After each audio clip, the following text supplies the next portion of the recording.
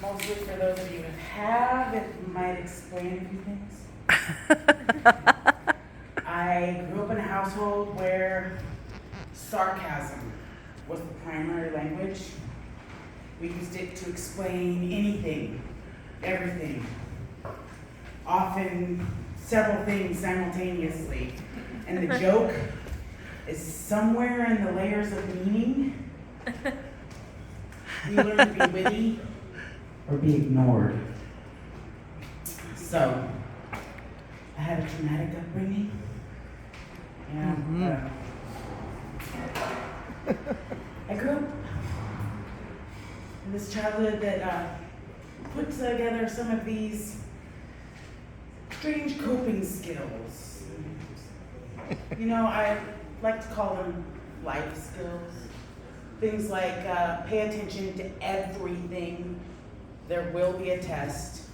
And pass or fail, consequences.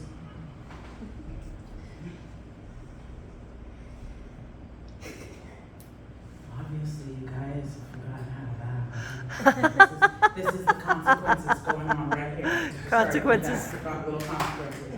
You know. We learn things like nothing is or ever will be permanent, and it certainly isn't going to be fair.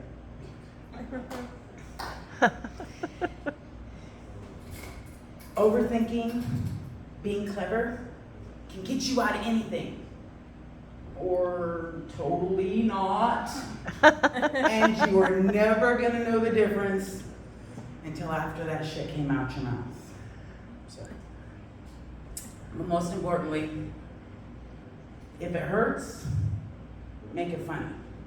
You know, because if you can laugh at it and maybe learned a little something along the way, makes all the pain worth everything, right? Right? Right. So, anyways, I've had some interesting experiences on Tinder recently. Yeah, in my defense, you know, because we all really feel we need to defend ourselves for being on Tinder. I'm on it ironically. Really, we're married. We're not looking for anything honest. But anyway, in my defense, my friend talked me into it. It was during COVID lockdowns, so wasn't gonna meet anybody anyway. You know, so I figured, why not?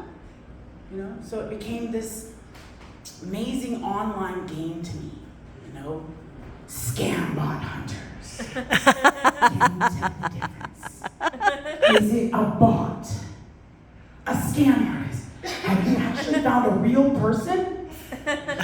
How many questions is it going to take you to find out? Move on to the advanced levels by switching over the conversation to Snapchat.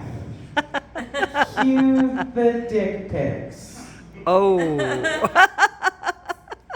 I know it's his favorite toy and he wants me to play with it, but so many dick pics. And some crazy, crazy conversations, but I only get 5 minutes, so we'll see if you want to hear more of this later or something. But then lockdowns ended, and some of these people actually wanted to meet. That Whoa. was an entirely different experience, you know. A whole new IRL LARPing level of, I don't want to say fun. So let's go with intrigue. Yeah, that sounds right. You know, but it's still just dating in a small town. You know. Yes. You never can really ghost anybody around here because we still live in the same fishbowl. I mean, like, didn't you kind of expect it to run into me in the grocery store? What are we ignore each other. Pretend we don't know her.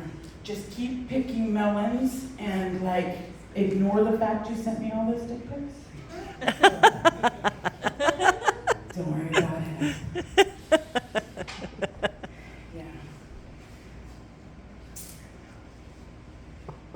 It's just one of those things, you know, like you're gonna run into them or they're gonna, maybe they want a second date and then you take a second date and then they're gonna ghost you anyway.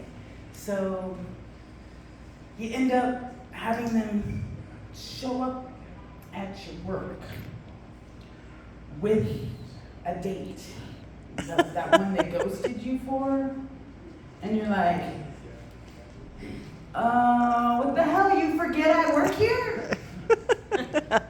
Nobody wants to be that forgettable, so you imagine this scenario where they're prepping themselves in the evening to ignore you blatantly, like you don't exist, all night long. You know, like they had to go through some emotional shit to deal with seeing you. But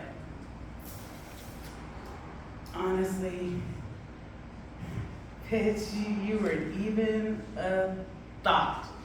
But, you know, I said I knew the joke's on.